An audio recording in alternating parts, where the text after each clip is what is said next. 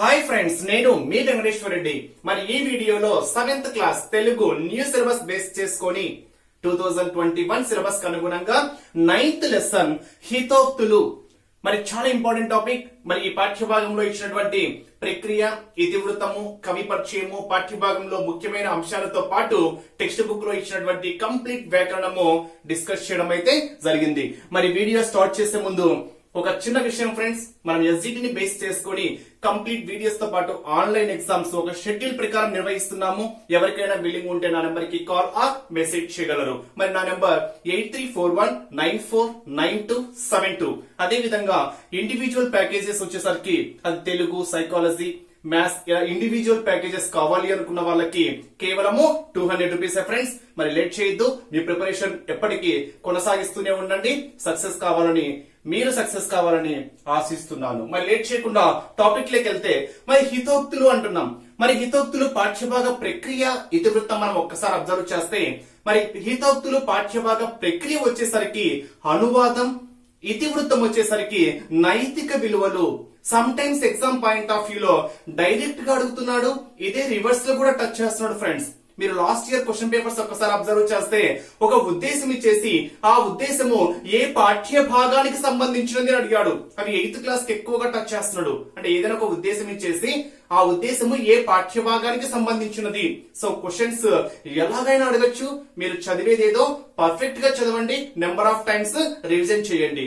మరి ఇక్కడ ఇదే క్వశ్చన్ హితోక్తులు పాఠ్యభాగ ప్రక్రియ ఏంటి అని అడగచ్చు, లేదా అనువాదం అను ప్రక్రియ ఏ పాఠ్య భాగానికి సంబంధించినది. మరి ఏ పాఠ్య భాగం ఫ్రెండ్స్? ఇక్కడ హితోక్తులు. నెక్స్ట్ నైతిక విలువలు అనే ఇతివృత్తము ఏ పాఠ్య భాగానికి సంబంధించినది అంటే ఇక్కడ హితోక్తులు అని చెప్పొచ్చు. హితోక్తులు పాఠ్యభాగ ఇతివృత్తం వచ్చేసరికి నైతిక విలువలు. హితోక్తులు అంటేనే మనం ఇక్కడ సూక్తుల పరంగా చెప్పుకోవచ్చు, అవి నైతిక విలువలను తెలియచేస్తాయి కాబట్టి ఇతివృత్తం ఏమవుతుంది? నైతిక విలువలు. మరి ఈ పాఠ్యభాగ కవి ఎవరు అంటే రాళ్లపల్లి అనంత కృష్ణ శర్మ. హితోక్తులు పాఠ్యభాగ కవి వచ్చేసరికి రాళ్లపల్లి అనంత కృష్ణ శర్మ. మరి ఉద్దేశం ఏంటి? ఈ పాఠ్యభాగం అసలు మెయిన్ గా ఉద్దేశం ఏంటి? ఈ పాఠ్యభాగం ఎక్కడి నుంచి గ్రహించబడినది, ఉద్దేశం ఏంటి అని ఒక్కసారి మనం అబ్జర్వ్ చేస్తే, నైతిక విలువలతో కూడిన ప్రవర్తన విద్యార్థులకు మార్గదర్శకం. అంటే నేటి సమాజంలో బాధ్యత గల పౌరులుగా తీర్చిదిద్దాలనే సంకల్పము ఉన్నతమైన భావాలతో, ఆశయాలతో పాటు నీతిని, న్యాయాన్ని, ధర్మాన్ని, సత్ప్రవర్తన, మంచి ప్రవర్తనతో విద్యార్థులు ఆచరించాలని ఆచరించడం కూడా తప్పనిసరి అని తెలియచేయడమే ఈ పాఠ్యభాగం యొక్క ముఖ్య ఉద్దేశము. అంటే ఆన్లైన్ ఆన్సర్ ఏంటి అంటే విద్యార్థులు ఉన్నతమైన భావాలతో, ఆశయాలతో పాటు నీతిని, న్యాయాన్ని, ధర్మాన్ని, మంచి ప్రవర్తనతో ఆచరించడం కూడా తప్పనిసరి అని తెలియచేయడమే ఈ పాఠ్యభాగం యొక్క ముఖ్య ఉద్దేశము. అంటే ఎగ్జామ్ పాయింట్ ఆఫ్ వ్యూ ఎలా అడుగుతారు అంటే చూడండి, ఎలా అడుగుతారంటే నేటి సమాజంలో గల పౌరులు ఉన్నతమైన భావాలతో, ఆశయాలతో పాటు నీతిని, న్యాయాన్ని, ధర్మాన్ని, సత్ప్రవర్తనతో ఆచరించడం కూడా తప్పనిసరి అని తెలియజేసేటువంటి పాఠ్య భాగం ఏంటి అని అడుగుతాడు. ఈ ఉద్దేశం గల పాఠ్య భాగం ఏంటి అంటే ఆన్సర్ ఏమవుతుంది ఫ్రెండ్స్? హితోక్తులు. మరి మనం ఒక్కసారి కవి పరిచయం గురించి అబ్జర్వ్ చేస్తే, మరి ఎప్పుడు జన్మించారు, ఎప్పుడు మరణించాడు రాళ్లపల్లి అనంతకృష్ణ శర్మ గారిని ఒక్కసారి అబ్జర్వ్ చేస్తే, జనవరి 23, 1893 లో జన్మించాడు. మార్చ్ 11, 1979 లో మరణించారు. మరి తను ఎక్కడ జన్మించారు అనేది ఒక్కసారి అబ్జర్వ్ చేస్తే, అనంతపురం జిల్లా కంబదూరు మండలము రాళ్లపల్లి గ్రామంలో రాళ్లపల్లి అనంతకృష్ణ శర్మ గారు జన్మించారు. మరి వారి యొక్క తల్లిదండ్రులు అలివేలు మంగమ్మ కృష్ణమాచార్యులు అనంతకృష్ణ శర్మ గారి తల్లిదండ్రులు. ముఖ్యంగా బిరుదులు, రచనలు ఇంపార్టెంట్ ఫ్రెండ్స్, చాలా చాలా ఇంపార్టెంట్. మరి ఇక్కడ రాళ్లపల్లి అనంత కృష్ణ శర్మ గారి బిరుదులు ఏంటి అని ఒక్కసారి అబ్జర్వ్ చేస్తే, గాన కళా సింధు, సంగీత కళారత్న. ఈ 2 బిరుదులు గల వారు ఎవరు అంటే రాళ్లపల్లి అనంత కృష్ణ శర్మ గారు. గుర్తుపెట్టుకోవాలి. ఈ క్రింది వాణిలో రాళ్లపల్లి అనంత కృష్ణ శర్మ గారి బిరుదులు ఏంటి? ఆప్షన్ ఏ గాన కళా సింధు, ఆప్షన్ బి సంథింగ్ ఏవైనా ఇవ్వచ్చు. మీరు గుర్తుపెట్టుకోవాల్సింది గాన కళా సింధు, గాన అంటేనే సంగీత, సంగీత కళా రత్న. ఈ రెండు బిరుదులు ఎవరికి? అనంతకృష్ణ శర్మకి. నెక్స్ట్ తన యొక్క రచనలు ఏంటి అనేది ఒకసారి అబ్జర్వ్ చేస్తే సారస్వతాలోకము, అన్నమాచార్యుల కృతుల స్వరకల్పన, వేమనపై విమర్శన గ్రంథము అను ముఖ్యమైన రచనలు కూడా చేసిన వారు ఎవరు అంటే అనంతకృష్ణ శర్మ గారు. నెక్స్ట్ మరి ఈ పాఠ్య భాగము ఎక్కడి నుంచి గ్రహించబడినది అంటే శ్రీ శాలివాహన గాథా సప్తశతి సారం నుండి గ్రహించబడినది. అంటే ఎగ్జామ్ పాయింట్ ఆఫ్ వ్యూలో హితోక్తులు అను పాఠ్య భాగము ఎక్కడి నుండి గ్రహించబడినది అంటే ఆన్సర్ ఏమవుతుంది? శ్రీ శాలివాహన గాథా సప్తశతి సారం నుండి గ్రహించబడినది. ఇదే క్వశ్చన్ రివర్స్ కూడా అడగచ్చు. మరి ఇంకొక ముఖ్యమైనటువంటి పాయింట్స్ అబ్జర్వ్ చేస్తే రాళ్లపల్లి గారి గురించి, రాయలసీమ సాహిత్యంలో చిరస్థాయిగా నిలిచిపోయే పెనుగొండ కొండ, చూడండి చాలా ఇంపార్టెంట్, పెనుగొండ కొండ పాటను రాసిన వారు ఎవరు? ఈ క్రింది వాణిలో రాయలసీమ సాహిత్యంలో చిరస్థాయిగా నిలిచిపోయే పెనుగొండ కొండ పాటను రాసిన వారు ఎవరు అంటే ఆన్సర్ ఏమవుతుంది ఫ్రెండ్స్? ఇక్కడ రాళ్లపల్లి కృష్ణమాచార్య, రాళ్లపల్లి అనంత కృష్ణ శర్మ అనేది మీకు ఇక్కడ మైండ్ లో ఫిక్స్ రావాలి.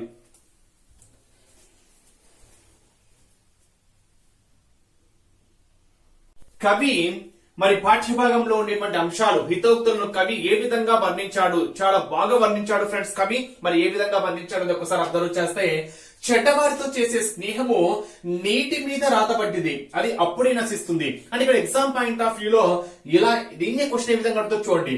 చెడ్డవారితో చేసే స్నేహము నీటి మీద రాత లాంటిది అనున్నది అంటాడు. ఆప్షన్ ఏ హితోక్తులు, ఆప్షన్ బి జాతీయము, ఆప్షన్ సి సామెత, ఆప్షన్ డి పొడుపు కథ అంటాడు. అంటే ఇదేమవుతుంది అంటే హితోక్తి అవుతుంది. చూడండి ఇక్కడ అంటే చెడ్డవారితో చేసే స్నేహము ఏ విధంగా ఉంటుంది అని కవి వర్ణించాడు అంటే నీటి మీద రాత వంటిది. అంటే మనం నీటి మీద ఏదైనా రాత రాసామనుకోండి, అది ఉంటుందా? ఉండదు, వెంటనే నశించిపోతుంది. అదే విధంగా చెడ్డవారితో స్నేహం కూడా అలాగే ఉంటుంది అని కవి వర్ణించాడు. ఇక్కడ చూడండి అది అప్పుడే నశిస్తుంది. నెక్స్ట్ మంచివారితో స్నేహం ఏ విధంగా ఉంటుంది అని చెప్పారు అంటే రాతి మీద చెక్కిన రాతలాగా ఉంటుంది. అంటే ఏదైనా ఒక రాతి మీద అంటే రాయి మీద మనం ఏదైనా రాసాము అనుకోండి, అది ఎప్పటికీ చిరకాలము అలాగే ఉంటుంది.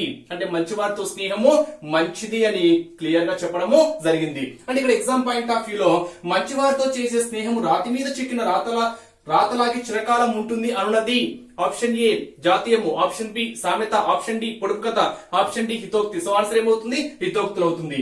నెక్స్ట్ లోబివానికి ఎంత సంపద ఉన్నా కొంత కూడా ప్రయోజనం లేదు. అంటే లోబి అంటే ఎవరు? లోబి అంటే పిసినారి. అంటే పిసినారికి ఎంత సంపద ఉన్నా ఉపయోగం ఉంటుందా? ఉండదు. తను మూట కట్టుకొని భద్రంగా దాచుకోవడం తప్ప. అంటే ఇక్కడ లోబివానికి ఎంత సంపద ఉన్నా కొంత కూడా ప్రయోజనం లేదు. మరి దాన్ని కవి ఏ విధంగా చెప్పాడో చూడండి. ఇక్కడ మండు టెండల్లో నడిచే వారికి తన నీడ వల్ల తనకు ప్రయోజనము ఉండదు. ఎండలో నడుచుకుంటూ వెళ్తున్నాం అనుకోండి, మన నీడ మనకు కనిపిస్తూ ఉంటుంది, ముందో వెనకనో సైడో ఎటో మన నీడ కనిపిస్తుంటుంది. ఆ నీడ వల్ల మనకు ప్రయోజనం ఉంటుందా? ఉండదు. అలాగే పిసినారికి ఎంత సంపద ఉన్నా కానీ ప్రయోజనము ఉండదు అని. నెక్స్ట్ మంచివానికి ఎంత కోపం వచ్చినప్పటికీ వారి నోట నుండి మంచి మాటలే వస్తాయి కానీ చెడ్డ మాటలు రావు కదా. అంటే మంచి మనసున్న వారికి ఓకేనా ఎప్పటికీ వాళ్ళకి ఎంత కోపం వచ్చినా కానీ వాళ్ళు మంచిగానే పలుకుతారు కానీ చెడ్డగా పలకరు. అంటే ఎలా అంటే కవి ఏ విధంగా చెప్పాడో చూడండి.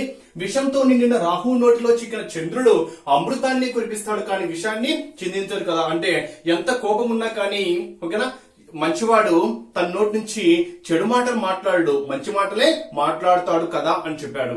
నెక్స్ట్ ఆత్మాభిమానం కలవాడు చివరి దశలో కూడా ఉన్నతంగా జీవిస్తాడు. అంటే ఇక్కడ ఆత్మాభిమానం ఎవరికైతే ఉంటుందో వారు చివరి దశలో కూడా ఉన్నతంగానే జీవిస్తాడు. అంటే ఏ విధంగా చెప్పాడో చూడండి. సూర్యుడు అస్తమించే సమయంలో కూడా వెలుగును ప్రసాదిస్తాడు కదా. అంటే సూర్యుడు అస్తమిస్తున్నప్పటికీ ఓకేనా మనకు వెలుగును ఎలాగైతే ప్రసాదిస్తాడో అదే విధంగా ఆత్మాభిమానం కలవారు చివరి దశలో కూడా ఉన్నతంగా జీవిస్తారు అని చెప్పడం ఇక్కడ కవి స్పష్టంగా చెప్పడము జరిగింది. ఇవన్నీ మనకి ఏమవుతాయంటే ఫ్రెండ్స్ హితోక్తులు అవుతాయి, గుర్తుపెట్టుకోవాలి. ఓకేనా ఇక్కడ మరి ఈ పాఠ్య భాగ అంశాలను బేస్ చేసుకొని అర్థాలు అబ్జర్వ్ చేస్తే దుర్జనులు అంటే దుర్మార్గులు, చెడ్డవారు అని. ఓకేనా నెక్స్ట్ మైత్రి, స్నేహము. మైత్రి అంటే ఏంటి?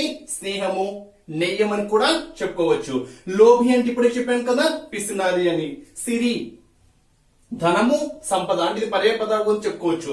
ధనం యొక్క పర్యాయ పదాలు సిరి సంపద. నెక్స్ట్ తెరువు, తెరువు అంటే దారి అని. నెక్స్ట్ సుంత, సుంత అంటే కొంచెం కూడా అని. నెక్స్ట్ కరకు, కరకు అంటే కఠినమైన తీవ్రమైన అని కూడా చెప్పొచ్చు. ఏం చెప్పొచ్చు ఫ్రెండ్స్, ఇక్కడ తీవ్రమైన అని కూడా చెప్పొచ్చు. కరకు పర్యాయ పదాలు వచ్చేసరికి కఠినమైన తీవ్రమైన అని కూడా చెప్పుకోవచ్చు. నెక్స్ట్ సత్పురుషులు, సత్పురుషులు అంటే సజ్జనులు, సజ్జనులు అంటే మంచివారు అనేటువంటి అర్థాన్ని మనం ఇక్కడ చెప్పుకోవచ్చు. అంటే మంచివారు అంటే సత్పురుషులు, సజ్జనులు. నెక్స్ట్ మన టెక్స్ట్ బుక్ లో ఆ పదాలను బేస్ చేసుకొని కొన్ని పర్యాయ పదాలు మనం ఫామ్ చేసుకుంటే స్నేహము, స్నేహము అంటే ఇప్పుడు చెప్పాను కదా మైత్రి, నెయ్యము. పుడమి, పుడమి అంటే నేల, భూమి. యథార్థం, యథార్థం అంటే ఏంటి, వాస్తవము, నిజము. యథార్థము అంటేనే వాస్తవము, నిజము. నెక్స్ట్ మూర్ఖుడు, మూర్ఖుడు అంటే ఏంటి, మూర్ఖుడు అంటే ఎవరు, అవివేకి. అవివేకి అంటే తెలిసి తెలియని వారిని మనం మూర్ఖులు అంటాం. అస్సలు తెలిసిన వాడిని అనము, అస్సలు తెలియకపోయిన వాడిని అనము. తెలిసి తెలియని వాళ్ళని, అవివేకిని మనం ఏమంటాము అంటే ఇక్కడ మూర్ఖుడు అని చెప్తాం. ఇవి మనకు టెక్స్ట్ బుక్ లో ఇచ్చినటువంటి పాఠ్యభాగ అంశాల్లో ముఖ్యమైన పాయింట్స్. వాటిని బేస్ చేసుకుని క్లియర్ గా అర్థాలు. మరి ఇప్పుడు వ్యాకరణం పార్ట్ డిస్కస్ చేద్దాం. మరి టెక్స్ట్ బుక్ లో ఇచ్చినటువంటి సందులు ఒక్కసారి మనం అబ్జర్వ్ చేస్తే చేయిచుండగా, చేయిచు ప్లస్ ఉండగా, చేయిచుండగా. కొన్ననేమి, కొన్నను ప్లస్ ఏమి, కొన్ననేమి. వానికెప్పుడు, వానికి ప్లస్ ఎప్పుడు, వానికెప్పుడు. సజ్జనాలి, సజ్జన ప్లస్ అలి, సజ్జనాలి. నశించుచుండు, నశించుచు ప్లస్ ఉండు, నశించుచుండు. నోటనిట్లు, నోటను ప్లస్ ఎట్లు, నోటనిట్లు. మరి ఇవి ఏ సంధిని బేస్ చేసుకున్నాయని మీకు ఆల్రెడీ తెలుసు. మనం ఆల్రెడీ సంధుల గురించి డీటెయిల్ ఎక్స్ప్లెనేషన్ మొత్తం చెప్పాం ఫ్రెండ్స్. మన యూట్యూబ్ ఛానల్లో ప్లేలిస్ట్ లో మీరు సంధులు అనేటువంటిది ఒక్కసారి ఓపెన్ చేస్తే మీకు డీటెయిల్ ఎక్స్ప్లెనేషన్ ఇవ్వడము జరిగింది. మరి ఇక్కడ ఒకసారి చూడండి, చు వు, చునేమై చు, చు ప్లస్ వు, చు వు చు. సో ఇది ఉకార సంధి. ఎలా వచ్చిందో క్లియర్ గా వీడియోస్ చెప్పాను ఫ్రెండ్స్. ఇక్కడ జస్ట్ వాట్ ఈస్ వాట్ అంతే.